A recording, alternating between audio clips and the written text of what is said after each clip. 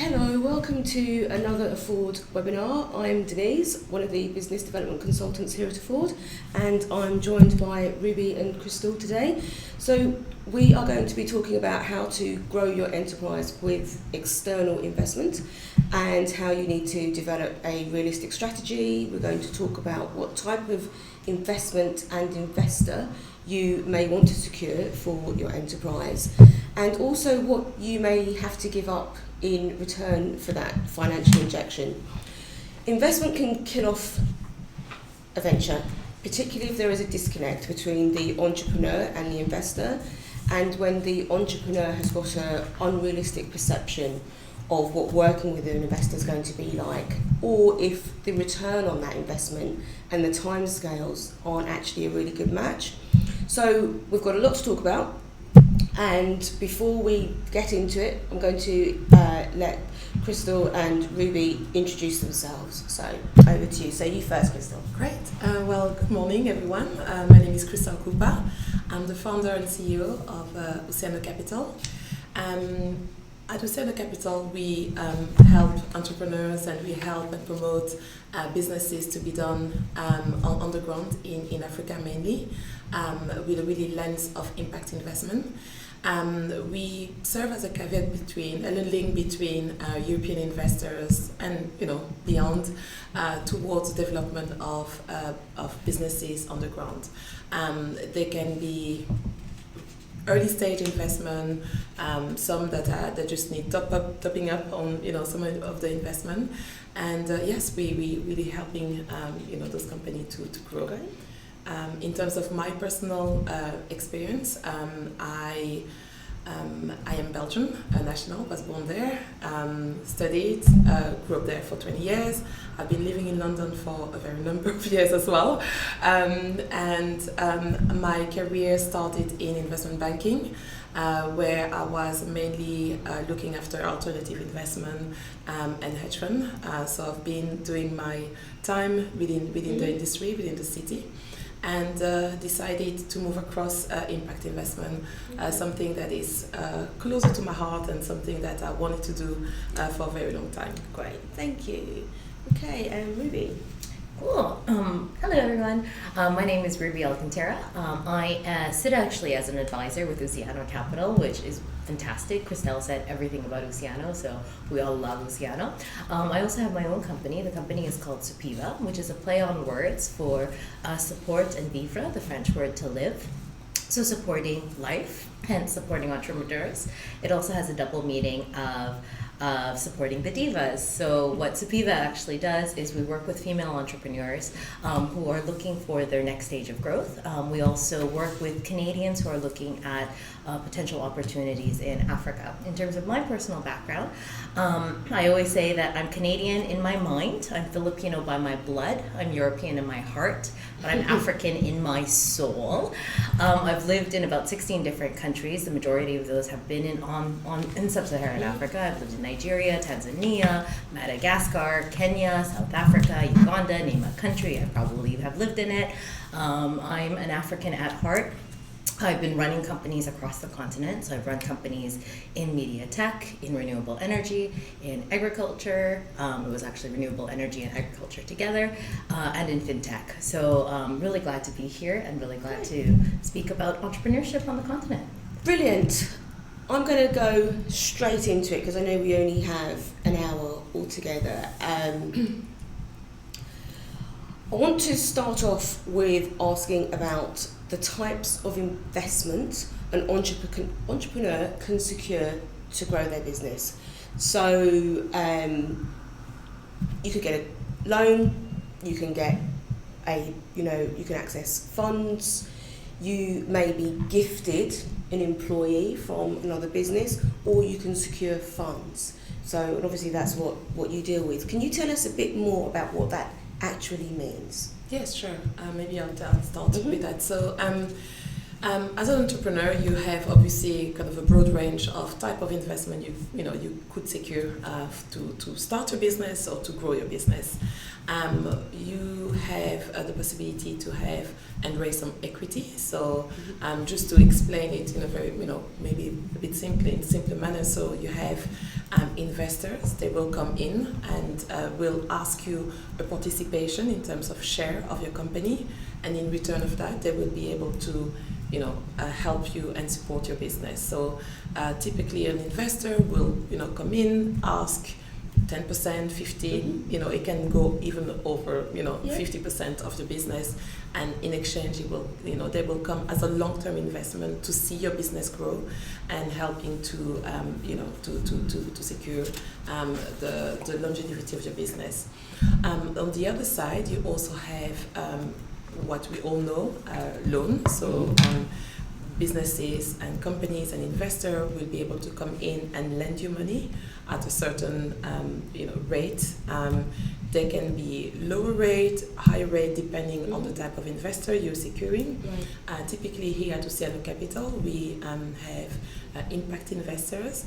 They will come in at I would say slightly lower rate, but in exchange of that, they will expect you to give some other return. So they will expect you to give, of course, a financial return, but also and essentially a social return as well. Then I would say the third way and the third element that you can also try to grasp, especially when you're an entrepreneur, is also some grant. Grant is not the easiest to secure, but you can have access depending on the line of business in which you're working.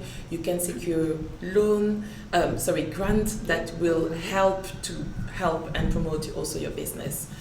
Those are really the three investments. There's a lot of variances, of course, in equity that you can go into, but I think here we're talking about entrepreneur and the simplest way how you can secure those. And I think what's in all of those, so equity, loans and grants, what some entrepreneurs are surprised by is that they all come with conditions. Yes.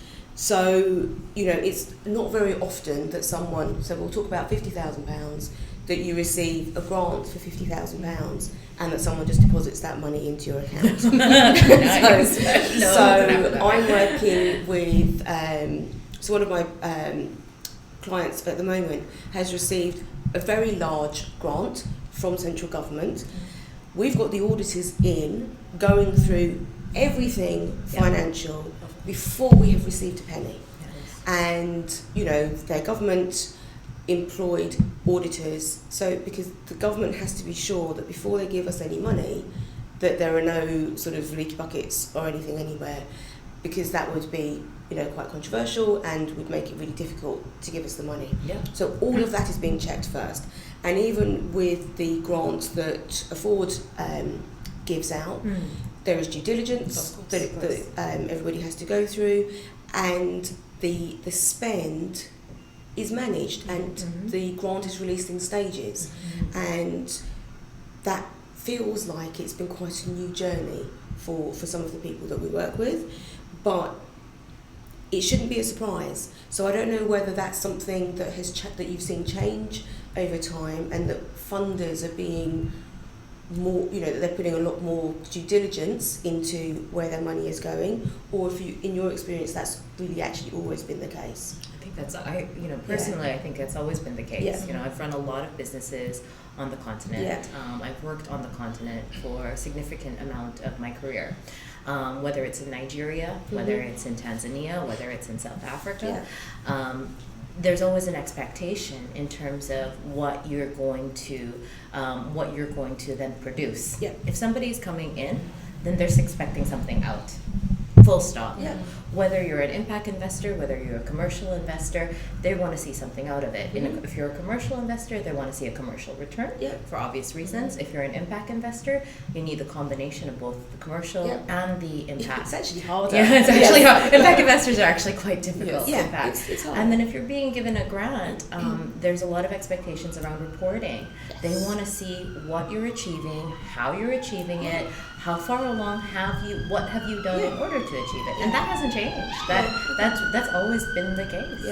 Well, that's good. I mean, I think in my old role when I worked in government, we I used to work on the Global Entrepreneurship Programme, and we would bring, you know, the best and brightest entrepreneurs together. They received financial support, and they also were buddied up with a mentor.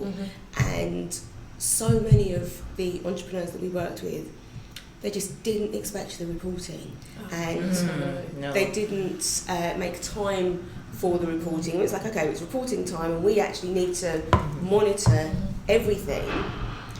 It was often what killed their enthusiasm, because, you know, they were creative, they wanted to go out and meet people, and they were really good at the talking, and many of them thought they could charm their way into different situations. But when we said, okay, well, we need the numbers, we need to know what you've achieved, what does the future projection look like, and that we were monitoring it, they found it very difficult. And we actually had people, you know, but it's, no money is free, right? So there's it has to be managed. Okay, so we know what types of investment there are.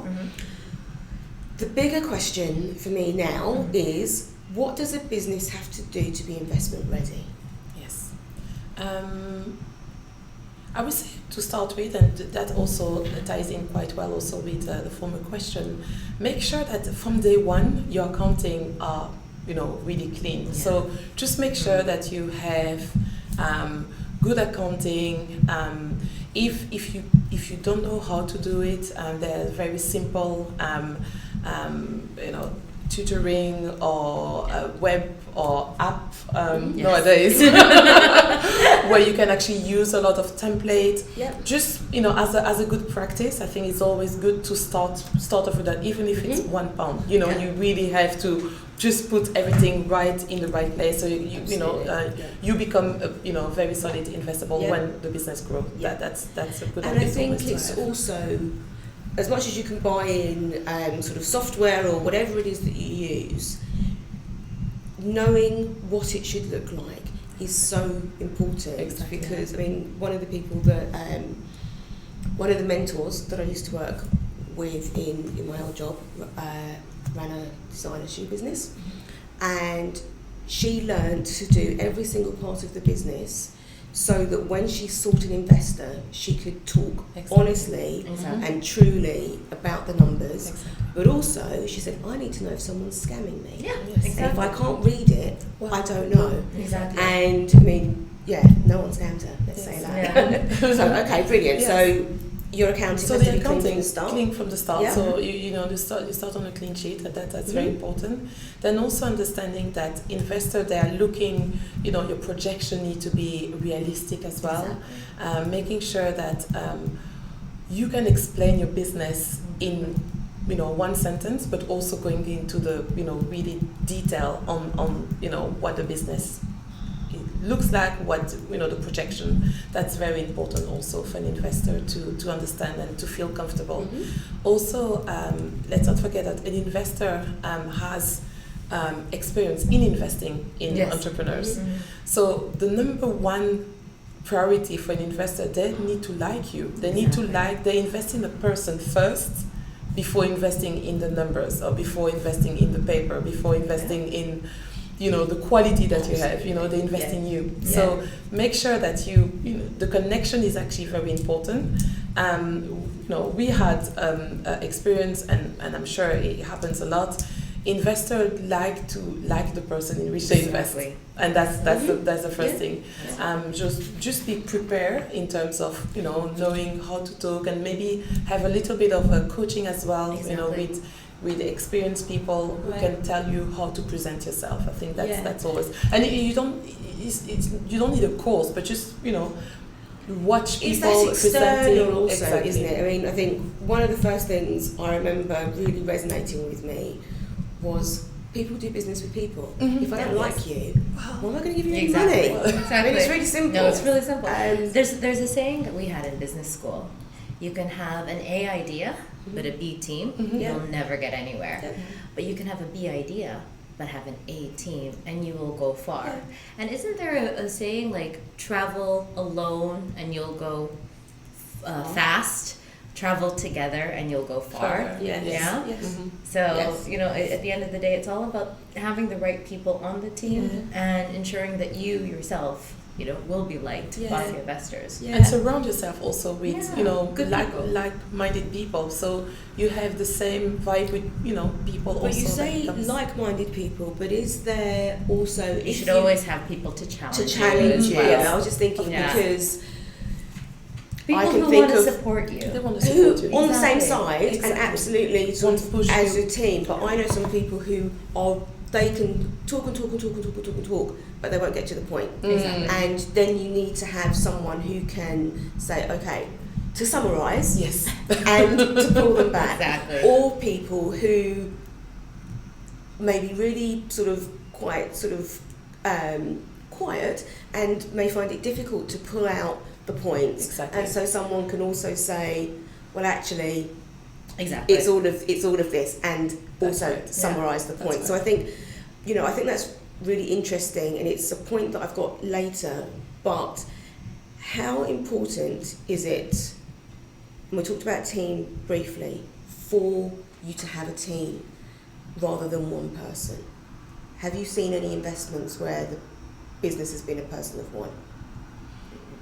Well, you do start with a one person, as Absolutely, with your yes. idea. Yeah. But very quickly, even if you don't hire those people, Yeah. very quickly you do surround yourself with an accountant. You do surround yourself with a technical person, or you do surround yourself with some other people that will help and elevate your business. Yeah. So yes, it can be a one-man person Yeah. with a great idea, and but as long as you do have the other skills that you don't have internally, you can seek them out also. If you're lucky, you can get them pro bono, free.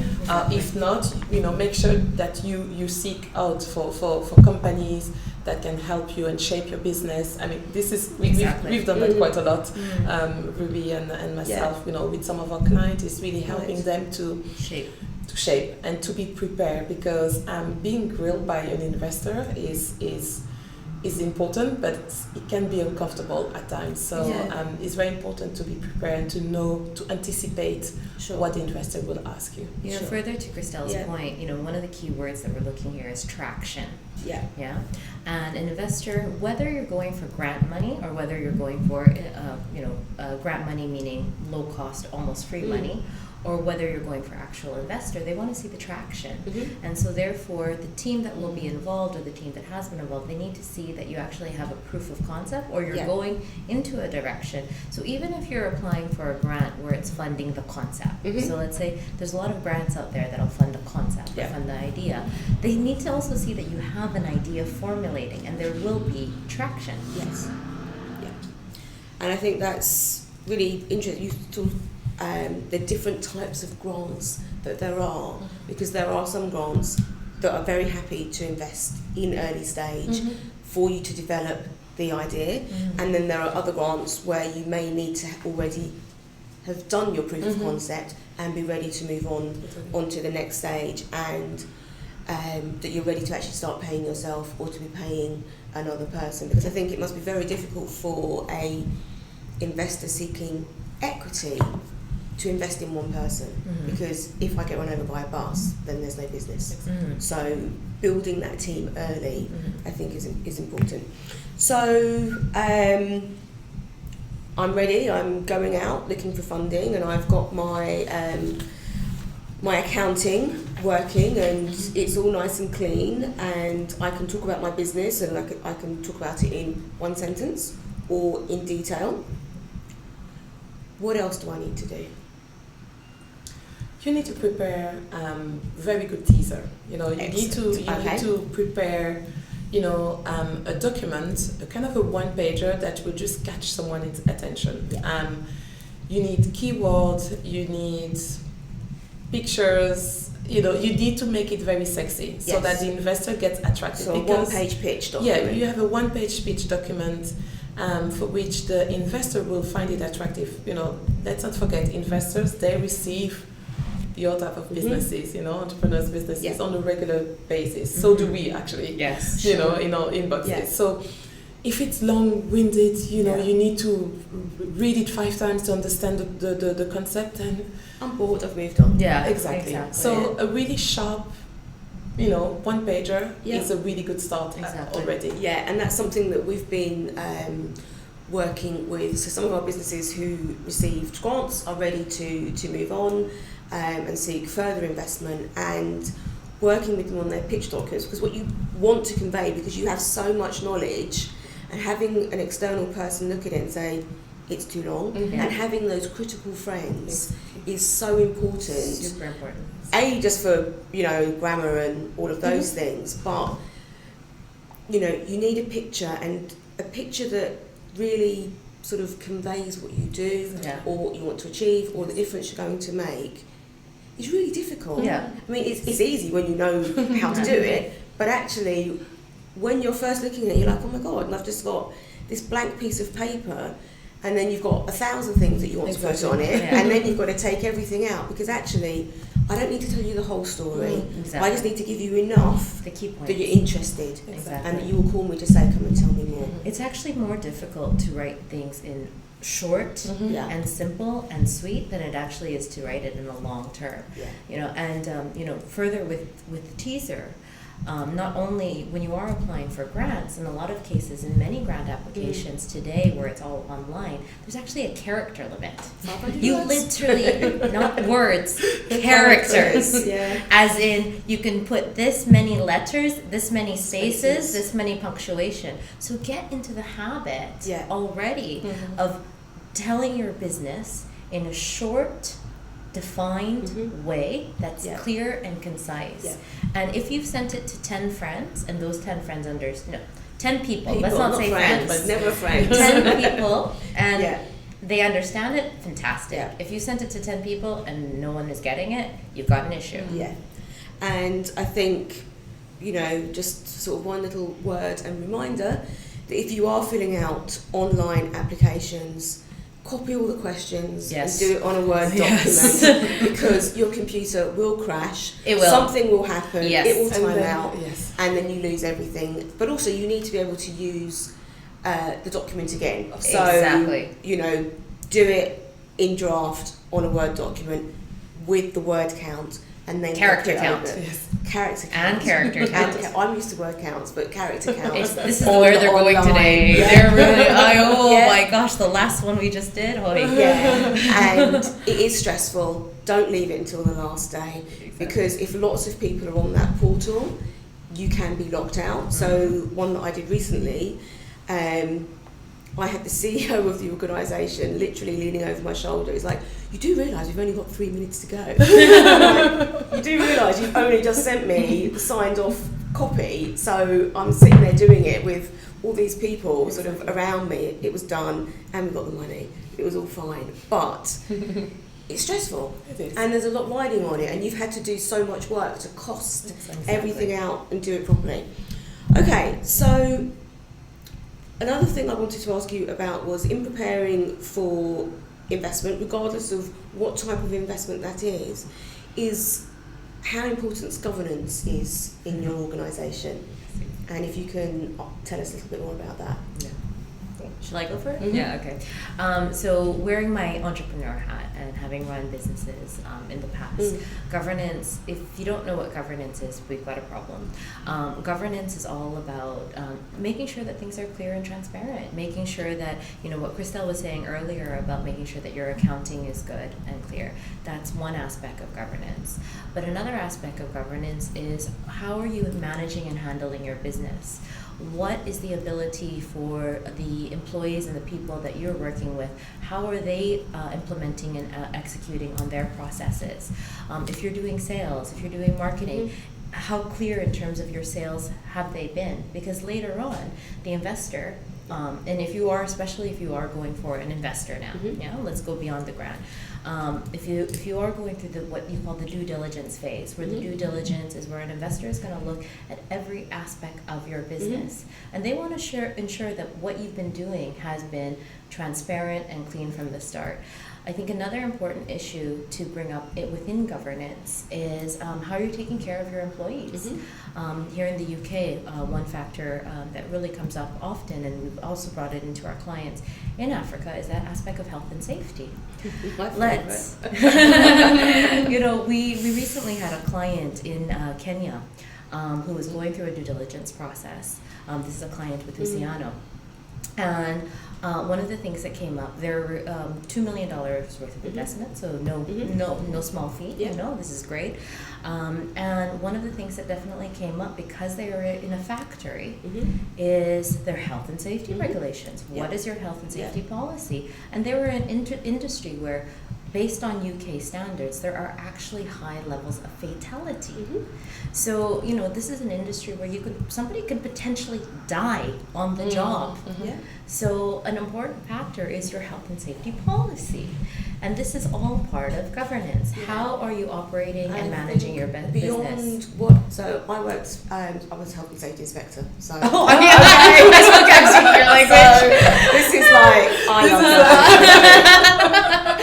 I didn't realize that, by the way, everyone. I didn't know this was we don't have the poster in the room, but the health and safety poster, when I left the health and safety executive, that was my poster. And I had to have a fight, because there are the people on the poster, I think there's only one guy who is a little bit brown, and I had to have a fight to have him on the poster, and literally had to go and get it signed off by the CEO, because I said, otherwise there is just going to be so much trouble. And the CEO said, yeah, it's fine.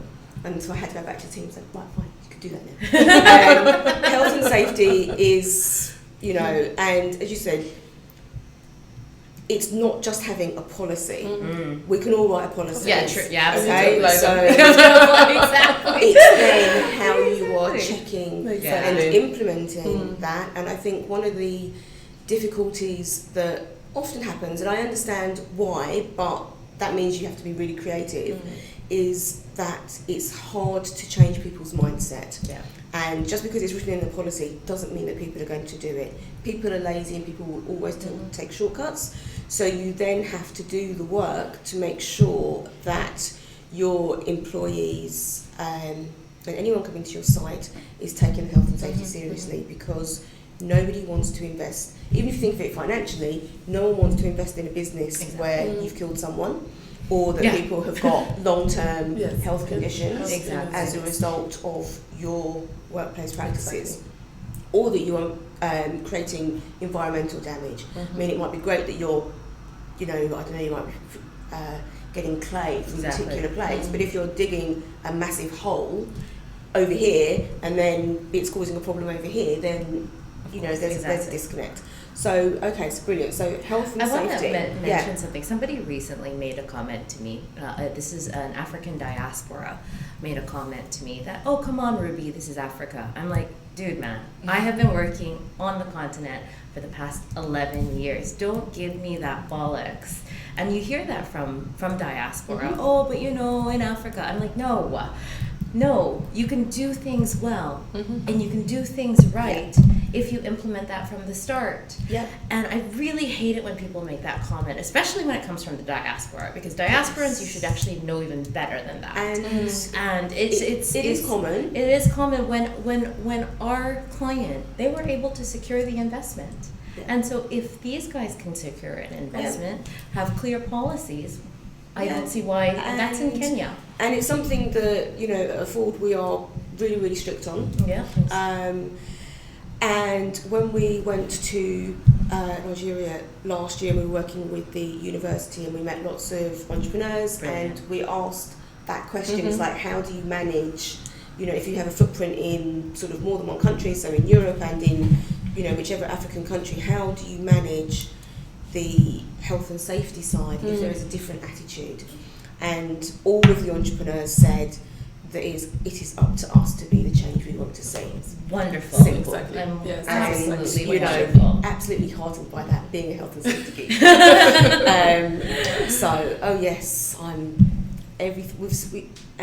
We had to have training to deal with the images that we used to see, and there is nothing worse than someone not coming home. Yes. Oh God. And if we're thinking about impact, and if you're thinking about on the continent, that they're not going to get a payment. There is no safety net, or a very small safety net. So if you lose your hand and you can't work, or you get cancer because you've been exposed to something at work, Exactly. what happens to you? Yeah. So I think the impact and the social impact actually should be higher. Yeah. And it should be of a lot more importance. All right, health and safety. So what about timelines?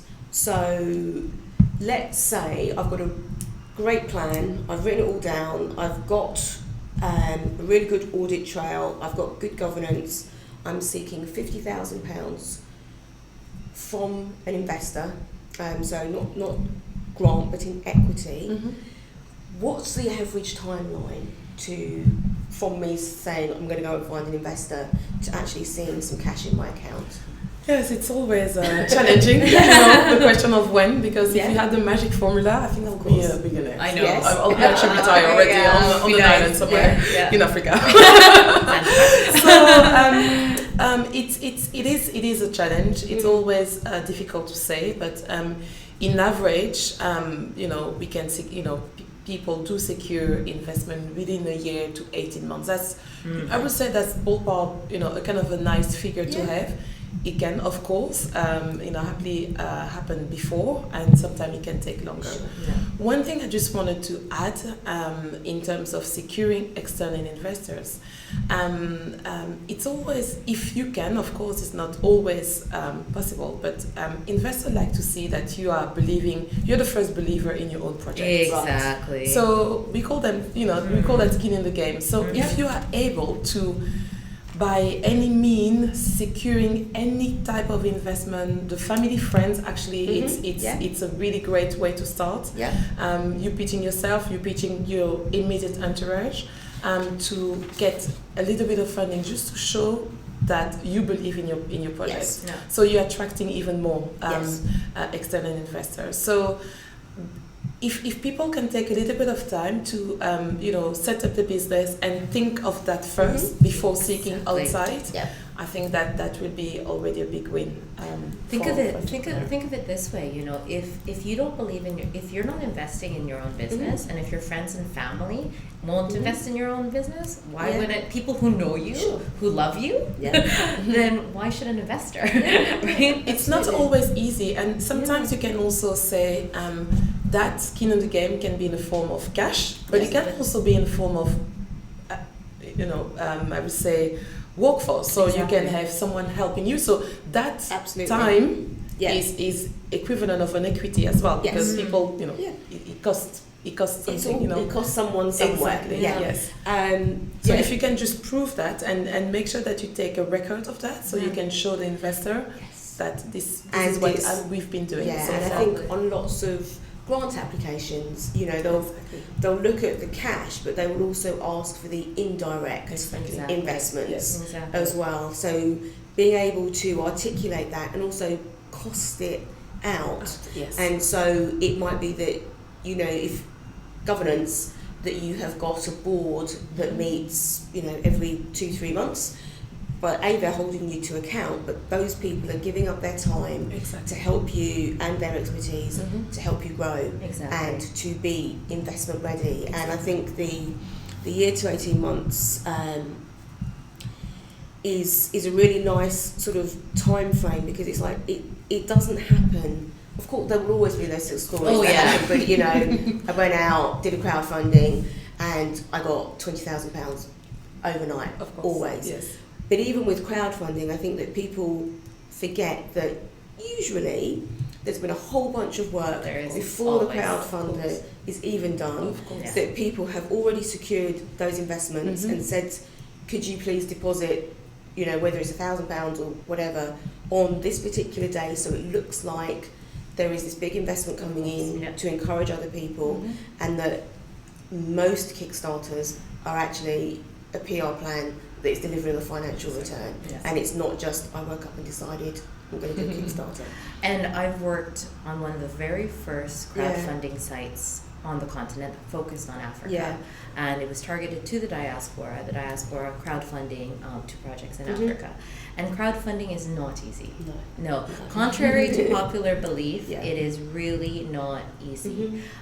You really have to put the PR, you really have to put the marketing behind it, and you should have had already a considerable amount of track record and what we call followers. So you already have to have the followers. You have to have the audience. You can't just, rock up on any crowdfunding site and magically raise. It doesn't happen. Yeah, and I think that it's unfortunate that that's how it is presented, but there is a lot of work that needs to go into it. Okay, so we know a timeline, which is brilliant. We know that we need to see smaller pots, and a lot of the people that I work with, I suggest that when they are securing funding from where it's from, that they go for 20 to 30% of what they raised previously. And so they're not going from a £5,000 investment to 50,000, because also the investor needs to see that you can manage your money, and they need to see that track record as well, and also to give it a realistic amount of time. So when people say, I need £10,000 next month, okay, well, maybe we should have started a little bit before,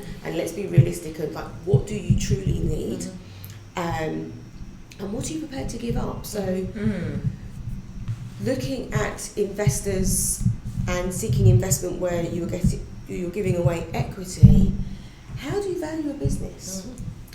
So when you look at it, do you see that someone, and obviously I know that you will work with the business a lot first to make sure that what they're asking for is realistic, but do you see a lot of people overvaluing their businesses, or do they undervalue, or how do you put a value on your business? Actually, we had both, both situations. We have situation where, we've got a, overvalue, business, and we think internally that that person or that company won't be able to raise, that level. And Ruby can actually, we experience also a situation where, we believe that the entrepreneur could ask way more. So it really depends. It's a lot of work internally. It requires a lot of due diligence. We have to go on site as well. I think in the case of where a company undervalued themselves, it was more about they didn't really see. They didn't realize how important that the fact that they have contracts with what we call off-takers or customers. They actually already had what we call letters of intent. So meaning that you already have customers ready to buy your product. And therefore, because they had a considerable amount of off-takers, so future customers, that actually drove up the valuation of their business, because meaning you already have a massive customer base to sell to. They've already expressed that interest, so therefore that's going to help with your valuation. And when investor then sees it, it's like, okay, cool, like I know what I'm putting. If I'm putting my money into something, it's therefore going to produce something. Whatever I produce is actually going to be sold, meaning I'm going to be making money out of it. So it's all down the train. So and the pathway is the pathway is very clear. Okay. We had a question before we started, and that question was, what are investors expecting from a social entrepreneur in terms of a financial plan? Yes, very good question. It's obviously the social reporting. It's actually very important. Is I would say, I won't say more important, equally as important than the commercial return. So able to measure what you define as social, and what are you measuring this against. There are a lot of relevant and a lot of already public available there are formulas that you can actually use. Obviously depending on the segment of the market, where what is the social element, then you can mark this against those parameters and report them on a regular basis. I think the reporting part is super, because you can say that you're doing, but you need to prove that. You need to prove it. Because we had situation where we had someone, a big company and wanted to tick most boxes, but we're like, okay, it looks good, but how can you prove that you're doing this? Or how are you proving that you are? Because job creation, everyone, the magic word, we'd like to create jobs. But it's beyond that. But way beyond this. But even with creating jobs, so after health and safety, did other things. Working in foreign direct investment, and we're trying to attract businesses to the UK to start new businesses, add to the economy. We're going to create 20 jobs. Brilliant. How many of those are high value jobs? Yes. And how sustainable are those How jobs? sustainable And are these jobs? Are you training them? Exactly. Where are these? Tell us about these jobs. Yes. 20 jobs where it's a 0-hour contract is actually zero value. Exactly. A job where it's close by, it's in the local community, people can actually get to it, that someone can actually afford to feed their family on this job. That's a job. Exactly. Where you don't know if you're going to get paid or not, it's not a job. Exactly. So even the quality of the job and actually making sure that this is all written up and, like you say, measured against, and that or use your business, that you regularly go and speak to people, and that you have worked out the methodology to record your impact on a regular basis, so that when you go for whatever the investment is, but also just for your own growth. I mean, even for your own PR, you want to be able to say that, we have gone from one member of staff to 25, and that we do all of these great things for our employees. Exactly. But further to Christelle's, and while I love and hate this term social enterprise, right? Because with social enterprise, you might be doing socially good, but you need to also be commercially viable. And you won't be able to run your business. You won't do any good if you're not commercially viable. Yes. So you need to be commercially viable first and foremost. Yeah. And then from your commercial viability, actually hand in hand, hand in hand with your commercial viability, you also need to, as Christelle was saying, be able to identify your social goals. What are your goals? How are you achieving them? And then what's called monitoring and evaluation. Yeah. So the monitoring and evaluation is a common term in the impact world, and they need to see that you are monitoring and thus evaluating it, as Christelle was saying about the reporting. Yeah.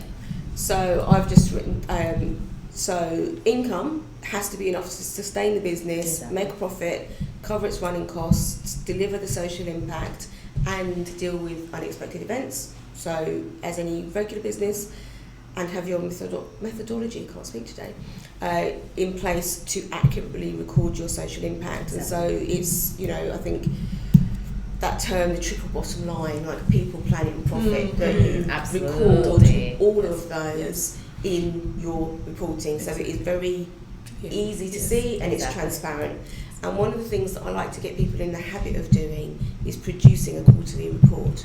Yes. So they're doing it. So by the time they're ready to get investment or they're growing, they're already in the habit of doing it. Yes. And they then also have they've got the record themselves, so they can see the growth themselves, and it's something to share with employees, and not even just with employees, but even I'm a really big fan of using Facebook to share successes, and just to be able to say, this quarter we've done this, to build the confidence in the business. One thing I just want to add also, because I'm not going to go into a full course on impact investment, but it's very important also to make a difference between, especially because we're talking, the audience is entrepreneur, so there's actually a very, very distinct difference between impact investment, intrinsic impact investment within the company, within the commercial, within the strategy, and doing CSR.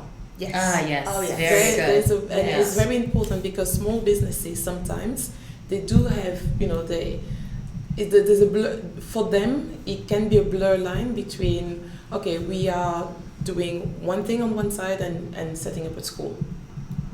That is not impact investment. No. As much money you actually pour into the school, if it's not related to your business, it's called CSR. That's not impact investment. So just make sure also, because I think the audience might be just Sure. also new to that And term. so CSR is corporate social responsibility. Oh, yes. Okay.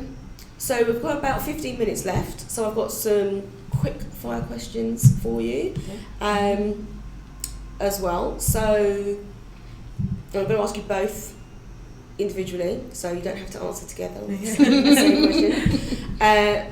Would you invest into a brand new business with no track record? Yes, I think I would. Yes? Yes. Yes. No, No. I want to see. Okay, great. I want to see what the business is doing and where it's going. Okay. But when you say no track record, I want to be able to see that they have an idea of where they're Of going. course. Yeah. Okay. Great. Would you invest into a business that was carrying a lot of debt? It kind of depends. Actually, it's actually very. Okay. It's not so straightforward because Okay. some debt's actually in need for business to grow as well. So depending on how they manage the debt, what is the rate, what is the percentage, Okay. and what is the business. So Okay. it will actually depend. There's good debt and there's bad debt. Yes. Okay. So there could be good debt. Yeah. And therefore, and you also have, if you have taken out a considerable loan, as Christelle was saying, if you have a plan as to where the money is being utilized and how it's going to be spent, then it makes sense. You Okay. know? And so if the company does have a large amount of debt, but they have a clear action plan to where that money is going, it probably is very logical Okay. as to why the company has What's debt. bad debt? Money that has not been used properly. Yeah. Okay. Misuse of money that has been already contracted out. We can't see a clear reason why that debt was contracted out also. Right, so I guess this also comes back to where we started Exactly. and the accounting being Exactly. right, because I think, and again, which is why people ask for evidence if they're giving grants. Exactly. If I've sort of thought, okay, you've been given a grant to buy machinery, but then you didn't buy machinery, Then that's an Then issue. it's then that's going to be an That's an issue. Exactly. So Yeah. let's give an example Yes. on the debt. Yeah. So let's say your business needs a massive machine, Mm-hmm. you know, and in order to produce, let's say you're producing a pen, Mhm. yeah, and in order to produce a million pens, you need to spend Mhm. £100,000 to buy this machine to produce a million pens, but you already know who you're going to sell those million pens to Yeah. as well. So yes, you may have taken a loan to buy this machine to make your million pens, but you also know where you're going to be selling Yes. them in the Mhm. future. Yeah. So everything is, it's all logical. Pathway. There's Yeah. a pathway. Mhm. Yeah. Okay. Brilliant. Next question. Would you invest into a business where the owner worked full time in an unrelated day job? No, I wouldn't. Neither would I. No. No. And I why? want the entrepreneur to be committed Yeah. to his own project. And if you don't believe enough, well, it's a bit tricky, to be honest with you, because sometimes you've got this idea, but you still need to live and feed your family, so understandably Yeah. you need still to work. But the moment you're actually asking for some investment, you need to be committed to your business. Right. And I think there's a line where you actually need to just commit to your business. Sure. What the investor is going to see is that level of commitment. So maybe, as Christelle was saying, maybe you are still working because you need to Mhm. feed your family. But as soon as an investor is going to come in, you need to be ready to leave your job and run the company. Mm-hmm. Yeah. And if you're not going to be ready to leave your job and take the risk and run your company, that's an issue. Mm-hmm. So, in your investment, as well as you need to grow the business, is it okay to cover your salary in that investment? Yes, Yeah. of course. Yeah. Yes. And that's actually an important Mm. factor. Mm-hmm. That's what the investor is going to be looking at in terms of your financial projections. Are you realistically pay? They want to make sure that your CEO can feed themselves and live. There's a commitment. Not at your own expense. Yes. Yeah, of Okay. your life. Brilliant. And I think Health and safety. Health and safety. Very important. But I think people do forget that. They think of the business costs, but don't factor in salary. Yeah. And all of those costs as well. Even if you are working from home or from your garden shed, Yes. you still have to Still have eat. to eat. Still have to And that doesn't mean that, maybe we're going to factor in, 4 Caribbean holidays, but we're going to have a minimum living cost. Yes. And that's going to be Yeah. over, it's going to be sort of at least a living wage. Exactly. So, and it's got to be realistic. Okay. If I want to secure under £100,000 investment, where would I start looking? 100,000 is below our threshold. And it's of very course. small to you. It's Yes. not small, but it's because we Smaller. are smaller. We used to qualified investors because Yes. we are in a regulated Yeah. space. Yes. Uhusiano However, Capital is yes. FCA regulated. Yes. So just to be Okay. clear. Yeah. So for smaller, we'll Mhm. start with bank loan. Start with angel investors. There are a lot of also, I would say, smaller, so-called crowdfunding, but it takes time. It's not going to happen overnight. But smaller, we say, places where you can secure that type of money. At Supiva, we work with entrepreneurs who are seeking smaller amounts of money, depending on where their business is going. And especially if you're here in the UK, there's a number of grants, and we've been talking a lot about grants. So there are a lot about grants. What Christelle is saying about angel investors. There's a number of angel investment networks that you can also tap into that have a considerable amount of a pool available for good businesses. So I would say those, if you've already targeted your family, you've targeted your friends, as we say. So I hate to say it this way, but it's the friends, families, and fools. But hopefully no one is a fool investing in your business. So number one, you start off with the friends, family. Yeah. Then number two, you can then start looking at grants, accelerator programs. Sorry, I forgot to mention also. There's a number of accelerator programs. Especially if you're here in the UK. I've been working with Supiva's been working with about 2 clients here in the UK that actually have benefited from accelerator programs. And accelerator programs are great because they also offer mentorship alongside the accelerator. And I think Afford essentially Ours is an accelerator program, and Exactly. I think while we're still in the EU, because the EU has got lots of funding and lots of accelerator grants, find them. Yeah. And get Get the them applications, now. get them in now, Before because if you are a UK registered company on Absolutely. Companies House, take advantage absolutely. ASAP. Yeah. I would say also another place also are foundations. So Oh, foundations yes, are of also course. looking for sometimes actually quite very specific because Yeah. they're specific to the cause or the family that has set up the Yes, foundation. But yes. they do also are quite generous in terms Absolutely. of investment and grant. Yeah. And I mean, in my experience, it can just mean a lot of research. Oh, yes, a lot, of course. A That's part of the project homework. that I was working on, I mean, we had to go through sort of similar types of investment that my client was seeking, and then just do the work to trace where, like, someone's received £30,000 worth of investment. Okay, where did they get it from? Going back and sort of just backtracking to find out what the and a lot of foundations, like you say, something tragic may have happened, but lots of big businesses have got development grants, Yeah, and totally. that they you need machinery, or they're really interested in a particular country, and there are it's a lot of work, and you've got to do it.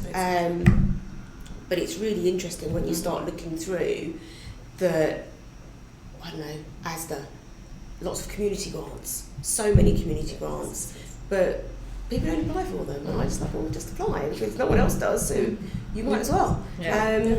So Actually, while we're on the topic of like alternative money for under 100, maybe I'll take that opportunity to put in a plug for something happening next week for any of you guys for female entrepreneurs who may actually be quite interested on, and we'll send all the information to Afford. But SheEO is an organization that's based out of Canada. The concept of SheEO essentially is they pool money from women, so they call it #radically generous. Women who put in, let's say, for the UK, it'll be £850. £850. So you get 500 women who put £850 together, pool that money together, and therefore you can give loans for under 100K. Yeah. And therefore these loans are 0% interest loans that are given to female-led ventures. Next week, the CEO of SheEO will be Vicky Saunders. She'll be in town next week here in the UK. So that's taking place on September 24th. The details we'll share aboard, yep. and both Supiva and Uhusiano Capital will be there. Yep. So you can also meet us in person at this event. So and you may have seen venture. the Facebook ads I've started to see quite a few come through, so that's really exciting. So all the females out there, we're supporting you. And while we're talking about females, there's been lots of coverage recently about the amount of investment that women-led enterprises receive as opposed to male. So I know that discussion is happening, and I also know that women are really good at running businesses because we're just more risk-averse and a little bit more realistic. Sorry, guys. I'm going to add this. There's a BCG report, right. And I will also share this BCG report. Yeah. For per dollar invested, a woman's business tends to be more profitable than a man's business. This is a BCG report, and I will share this with you. However, in the UK, for every £1 that's invested, women founders only receive 10p. Yes. So yet women are more profitable. Yeah, so guys need to make sure they have a no woman offense, guys. partner No offense. to balance that out. Yeah. And I guess that's maybe like partnerships work both ways then. Absolutely. But also in a women-led project, in your experience, what do women need to do to access more funding? Is it simply that we need to do more applications? Is it that we need to be a little bit more selfish and not do so much so that we have more time to do the applications and invest in our businesses? What is it that we need to do to get more than 10p in every pound? Well, there are actually a lot, the hashtag, gender, the gender investment is very big. There's a lot of pool of investment available. It's not so easy to navigate and find them because I personally think they are probably a little bit more in the US, but it's obviously coming here and across the board. For small entrepreneurs, they are you just have to be aware. You have to do a lot of homework and research to make sure that you are capable of targeting those investments. Yeah, I think that women underestimate themselves a lot. There's a fantastic book called Nice Girls Don't Get the Corner Office, and I remember reading that book thinking, wow, like if you think of how women are naturally the nurturers, we nurture, we have a tendency to nurture. Well, men tend to be more competitive. If you look at boys' toys versus girls' toys, which there's all these issues around biases on toys right now. But typically, like the way that I grew up was a boy would get, an action figure or a car where they're naturally more competitive. What does a girl get? A house, a teapot, a doll, toy kitchen. Yeah, toy kitchen. I would actually steal my cousin's toys. I would steal his Transformers and all that type of stuff. And so I think that that's something that we need, as women, we actually need to be mindful of. Are we underestimating ourselves? There's also an important statistic that if a man sees a job and doesn't fulfills 20% of the job description, he'll still apply. And I've seen it. I've watched it. I've watched my partner be like, yeah, I'm applying for this job, but hang on a second, you didn't do that? That's okay. If a woman sees that same job description and doesn't fill everying, she has a tendency not to apply. And these are statistics. I'm not saying, these are all statistics. These are all reports, which we'll happy to share. Yeah. So, and I think that's also, I think it's for men and women, the confidence, sort of being able to go and actually do a pitch and to be able to learn to do your elevator pitch. People feel really silly doing it, but you you don't know who you're going to meet. You don't know who you're going to be standing next to in a coffee shop.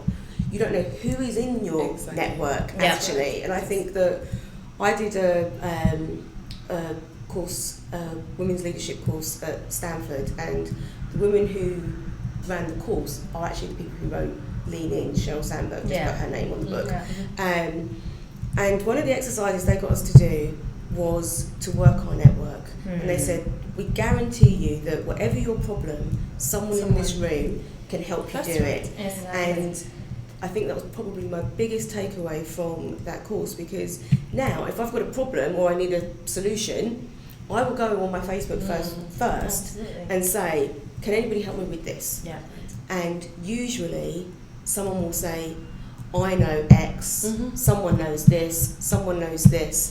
And if we're 6 people removed, that kind of makes sense, that we can navigate our way, but we don't ask. And I think men are a lot more confident at doing that, maybe not all men, and women don't do it as much. So I think even just asking for what you actually need and getting in the habit of doing so is something that we can all do. Absolutely. And it's really easy. And a final point on the women empowerment or women leadership, I think there's also a really important element: have strong men with you, and have the strong men to support you, and also that importance of being able to, the number of times that you've said something to your husband, I've said something to my partner, they've criticized what we've written. It's like, okay, good, and the statistics are there. There's another report. I love reports. There's a World Bank report that did 8 countries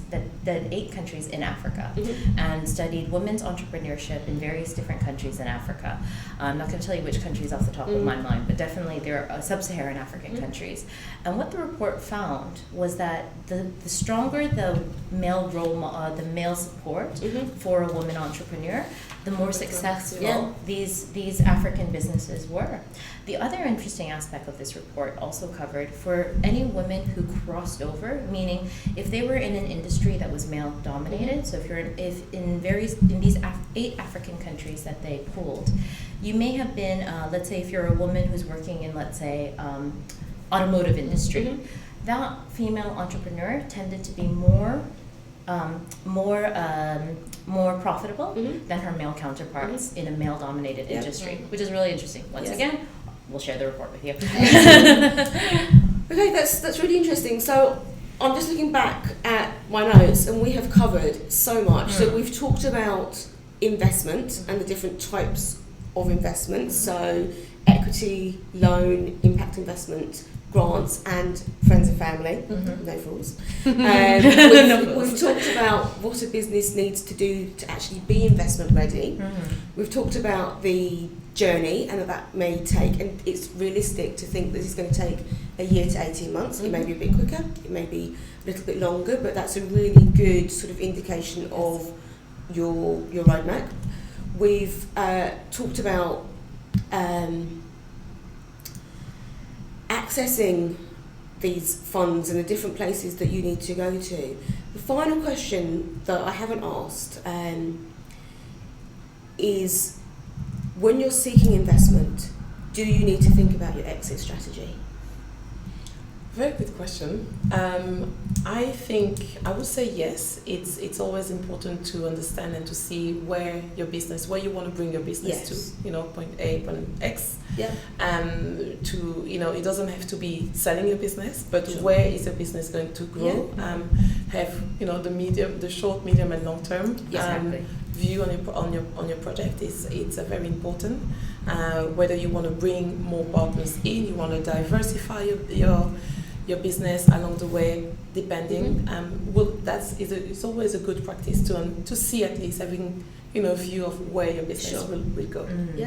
And with that, if you are bringing an investor in, so whether it's a debt investor or whether it's an equity investor, they are going to have their exit strategy.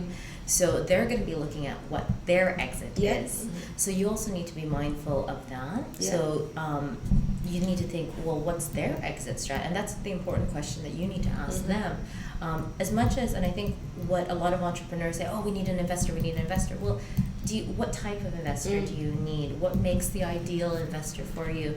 In venture capital, a lot of the VC funds out there, you hear the stories of entrepreneurs burning out because the exit strategy of the investor was severe. Yes. They wanted to exit in 2 years. Well, what do I need to do in 2 years to let that investor exit? And it could be a lot to be achieved in that time. Yeah. The lesson learned for this is especially on the equity investors, don't take just any investor. You need to have, but that's a course on its own. But the investor needs to work with you, alongside with you, with the same strategy also in mind. And if they can also bring actually skills to your business. And I think one of the things we talked about is like an investor needs to like you. Mm-hmm. You need to like them. It's got to work because essentially you're entering into a long-term relationship with this person, and if you don't get on and you're already rubbing each other up the wrong way, it's going to be difficult. So having like the common ground and at least being able to laugh together and know that you could sit down and have a meal together while you're having your business meeting is going to make things a lot easier. Yeah. Okay. Thank you both so much. I think you've covered absolutely loads already. We've got more of this in a couple of weeks' time. We've got a strategic development workshop on the 28th of September, and I believe there's a 20% discount. Yes, I'm looking for reflection. Yes. So head to the full page to get more about that. And we will share the details of CEO also, because it's exciting, but I think one of the things that's also really important is if we're looking at investment and we're starting to think about it, is to start to understand the language as well. And I realise that you're seeing half of my face on most of this because we've been getting really excited. Hope you've enjoyed my side profile. And we'll see you soon. Thank you. Thank you. Bye everyone.